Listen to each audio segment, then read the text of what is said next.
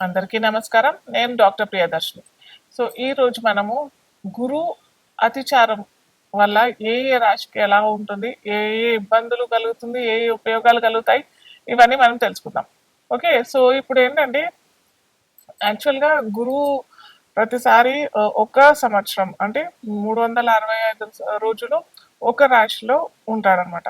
కానీ ఈసారి ఏమవుతుందంటే గురు ఇప్పుడు ప్రస్తుతం మిథున రాశిలో ఉన్నాడు. మిథున రాశి నుంచి కర్కాటక రాశిలోకి ప్రయాణం చేస్తాడు. సో కర్కాటక రాశిలో వెళ్ళినప్పుడు ఎలాంటి మన ఉపద్రవాల లేదా ఎలాంటి ఉపయోగాలు అవుతాయి ఇవన్నీ మనం చూద్దాం.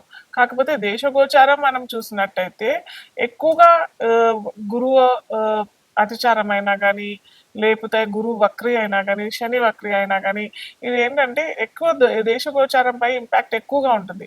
ఆల్రెడీ మనం ఇప్పుడు చూస్తూనే ఉన్నాం. ఓకే. మనకి బంగారం విపరీతంగా పెరిగిపోవటము. ఓకే. ఇన్ జనరల్‌గా అయితే ఎప్పుడైతే కర్కాటక రాశికి గురువు సంబంధం వచ్చినప్పుడు చాలా మటుకు నేను నా ఎక్స్‌పీరియన్స్‌లో ఒక 50 సంవత్సరాల నుంచి నేను గురువు ఎలా ఉంటుంది? దానివల్ల ఏ ఏ మెటల్స్ తరుగుతాయి అని చూసినప్పుడైతే నా అంచనా ప్రకారం మటుకు బంగారం తగ్గాలి. కానీ ఈసారి గురువు అతిచారంలో ఉన్నాడు కాబట్టి అందరికీ తెలిసిన విషయమే 1,25,000 వచ్చేసింది పలుకుతోంది ఇప్పుడు బంగారం. తులం బంగారం 10 గ్రాముల బంగారం అంత. ఓకే. సో ఇప్పుడు ఈ గురువు అతిచారం వల్ల మీరు మనకి గ్లోబలీగా కూడా చూసారు కదా! శని వక్రి వల్ల మనకేమో విపరీతమైన యుద్ధాలు, శని కుజ కలయిక వల్ల విపరీతమైన యుద్ధాలు, పరిణామాలు అన్ని దేశాలు మనం చూసాం కదా! 2024లో 25 స్టార్టింగ్‌లో ఇవన్నీ మనకి కనిపించాయి. సో ఇప్పుడు ఏంటంటే ఇప్పుడు గురువు అతిచారం వల్ల గ్లోబలీగా మనం చూసినట్టయితే అంటే దేశగోచారం మనం పరిశీలించినట్టయితే అన్ని దేశాల్లో ఏమంటారు ఒకవైపు ఇలా ఉందన్నమాట. టిల్టింగ్ గా ఉంది. ఒక బ్యాలెన్స్డ్ గా ఎక్కడ లేదు అనమాట. ఎందుకు అనంటే ఇక్కడ చెప్పాం కదా గురువు అతిచారం వల్ల ఒకటి బెనిఫిట్ అవ్వాలి ఎవరికి అనంటే బాగా ఎడ్యుకేటెడ్ వైపు అనంటే సాంకేతికంగా నిపుణులకి లేదా ఉపాధ్యాయులకి లేదా ఏమంటారు కొత్త టెక్నాలజీ తెలుసుకోవాలి దానిలో వెళ్ళాలి అని అనుకునే వాళ్ళకి మంచి ఉపయోగకరంగానే ఉంటది. కానీ మళ్ళీ మనము ఇలా మెటల్స్ వైపు చూసినట్టయితే మటుకు అది బాగా ఇంక్రీజ్ అయిపోవడము, అటు ఇరిగేషన్ ప్లస్ ఫార్మింగ్ ఇటువైపు వెళ్ళినట్టయితే అటువైపు కొద్దిగా ఎక్కువ ఇబ్బందులు ఏమి ఉండవు అనమాట. ఎందుకు ఇబ్బందులు ఏమి ఉండవు అని అంటే అక్కడ గురువుకి దానికి సంబంధం ఏమీ లేదు కాబట్టి సో అక్కడ కొద్దిగా బ్యాలెన్స్ గానే ఉంటది. ఎక్కడ ఎక్కువ తగ్గులు ఉంటాయి అని అంటే బ్యాంకింగ్, ఫైనాన్స్ రంగంలో ఉన్న వాళ్ళకి బ్యాంకింగ్ వ్యవస్థ మొత్తం ప్రాపంచికంగా చూసినట్టయితే బ్యాంకింగ్ వల్లనే కదా మనకి ఇప్పుడు గోల్డ్ రేట్ పెరిగిపోవడము, డాలర్ రేట్ పెరిగిపోవడము, అటు పిల్లలకి ఫారిన్ లో వెళ్ళిన వాళ్ళకి మంచి ఆపర్చునిటీస్ దొరకకపోవడము ఇవన్నీ ఎక్కడ కనిపిస్తున్నాయి మనకి గురు గోచారం వల్ల. గురువు అతిచారము అనుకుంటాము. ఎప్పుడైతే అతిచారం స్టార్ట్ అవుతుందో అప్పుడే దాని ఫలితాలు వస్తాయి అని అనుకుంటారు. కానీ అది తప్పు. ఎప్పుడైతే గురువు ఈ సంవత్సరం అతిచారలో ఉంటున్నాడు లేదా వక్రిలో ఉంటున్నాడు అన్నప్పుడు అట్లీస్ట్ 3 నెలల నుంచి 6 నెలల నుంచి ఆ రిజల్ట్స్ మనకి ఆ పరిణామాలు మనకి కనిపిస్తూ ఉంటాయి అన్నమాట. సో అందుకే మీరు చూసినట్టయితే ఈ సంవత్సరం పొడుగునా మనకి జనవరి, ఫిబ్రవరిలో రేట్ ఎంత ఉంటుంది? చాలా తక్కువ ఉండింది కదా! 80,000-90,000 వేలలోనే ఉండేది. అది ఎంత ర్యాపిడ్ గ్రోత్ వచ్చేసేసింది.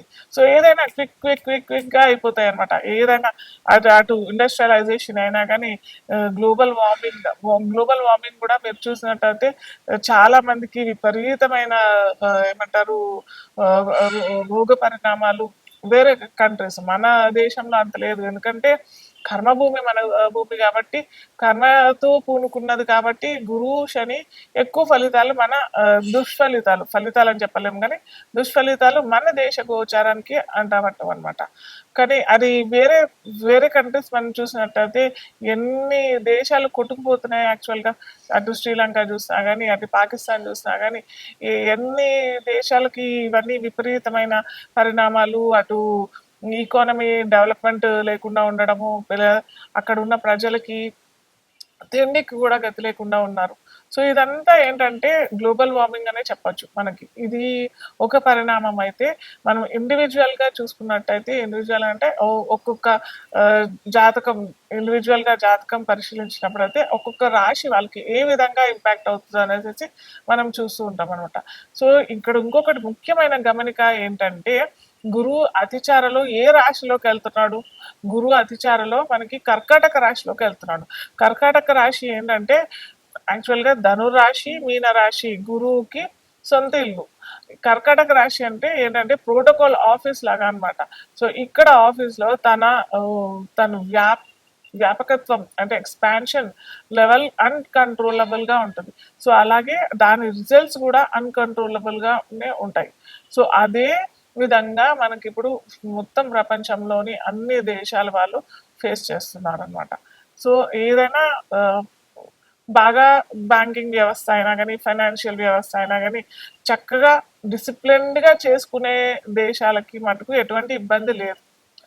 ఇష్టం వచ్చినట్టు ఒక ప్లాన్ లేదు, ఒక పద్ధతి లేదు, ఏమీ లేదు అని అనుకున్న వాళ్ళకి చాలా ఇబ్బందులు, చాలా ఆటుపోట్లు ఏమంటారు మనం ఇక్కడ కర్మ సాఫల్యం పొందిన దేశం కాబట్టి మనది.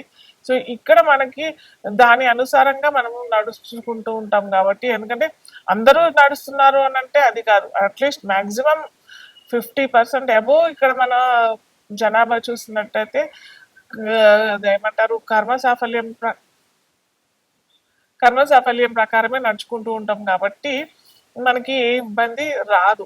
ఒకవేళ వచ్చినా గానీ అది మనము ఏదో విధంగా దాన్ని నెట్టుకునే విధంగా మనము పరిష్కరించుకుంటాం అన్నమాట. సో, అందుకని అది మనకి ఎఫెక్ట్ అవ్వదు. అలాగే మనము ఒక్కొక్క జాతకులకి ఎలా ఎఫెక్ట్ అవుతది గోచార ఫలితాలు అటు మేషరాశి నుంచి మీనరాశి వారికి ద్వాదశ రాశుల్లో ఎలాంటి పరిణామాలు వస్తాయి, ఇండివిడ్యువల్‌గా ఏమవుతది అనేది మనం ఇప్పుడు చూద్దాం. ఓకే. నెక్స్ట్ ఇప్పుడు కన్యా రాశికి ఫలితాలు ఎలా ఇస్తారు గురువు, బృహస్పతి అని చూసినట్టయితే కన్యా రాశికి అధిపతి ఎవరు అనంటే బుధుడు. బుద్ధి సాఫల్యం, బుద్ధికి అధిపతి మనకి బుధుడు కాబట్టి ఈ బుధుడు కర్కాటక రాశి ఏంది లాభాధిపతి అవుతాడు, లాభంలో ఉంటాడు. కాకపోతే వీరికి కన్యా లగ్నం, కన్యా రాశి వారికి చతుర్థాధిపతి అవుతాడు, సప్తమాధిపతి అవుతాడు. సో 2 కేంద్రాలు. సో 2 కేంద్రాల ఫలితాలు లాభంలో కూర్చున్న గురువు ఇవ్వాలన్నమాట వీళ్ళకి. సో అనుకూలమైన ఫలితాలే ఇస్తాడు. కాకపోతే ఈ రాశి వారికి బాధకాధిపతి కూడా అవుతాడు గురువు. సో ఎలాగయ్యా అన్నానంటే వీరు కనుక అటు బ్యాంకింగ్‌లో అయినా కానీ ఫైనాన్స్ రంగంలో ఉన్న వాళ్ళకైనా లేదా ఏమంటారు జర్నలిజము ఏమంటారు కొత్తగా టీవీ యూట్యూబ్ వాళ్ళకు ఉంటారు కదా యూట్యూబ్ రంగంలో ఉన్న వారికి కూడా మంచి ఫలితాలు ఇస్తాడు. కాకపోతే వీరికి ఏంటంటే రాహు షష్టంలో ఉన్నాడు కాబట్టి కొద్దిగా ఆచితూచి జాగ్రత్తగా అడుగేయాలి. అక్కడ దుర్గా చాలీసా చేసుకొని అలాగే విష్ణు సహస్రనామ పారాయణం చేసుకున్నట్టయితే మటుకు ఖచ్చితంగా వీరికి కూడా మంచి అవకాశాలు మంచిగా ఉంటాయి. అలాగే వీరు బాగా ఏమంటారు పదును పెట్టాల్సింది ఏంటంటే బుద్ధితో వీరు బాగా కేంద్రీకరించి అన్ని ఆలోచనలు చేసుకుంటూ ఉంటారు కాబట్టి వీరికి ఏంటంటే ముఖ్యంగా స్పెక్యులేషన్‌లో తొందరగా ఆపర్చునిటీస్ వచ్చే అవకాశాలు వీళ్ళు చాలా మటుకు కూడా అదే రంగంలో ఉండి ఉంటారు. సో ఇక్కడ మటుకు కొద్దిగా జాగ్రత్తగా ఉండాల్సిన అవసరం చాలా మటుకు ఉంటది. ఎందుకంటే చాలా ఫ్లక్చుయేషన్స్ వస్తాయి వీరికి కన్యా రాశి వారికి. సో వీరు చాలా ఆచితూచి అడుగు వేయాలి. అలాగే ఆరోగ్యం విషయంలో కూడా చాలా జాగ్రత్తగా ఉండాలి. అంత మంచి ఫలితాలు అయితే ఇవ్వడు. ఎందుకంటే బాధకాధిపతి కూడా అనుకున్నాం కాబట్టి మనకి బాధకాధిపతి రిజల్ట్స్ కూడా ఇస్తాడు కాబట్టి శరీరాన్ని ఇబ్బంది పెట్టే అవకాశాలు ఉంటాయి. సో జాగ్రత్తగా ఉండాల్సిన అవసరం తస్మాత్ జాగ్రత్త.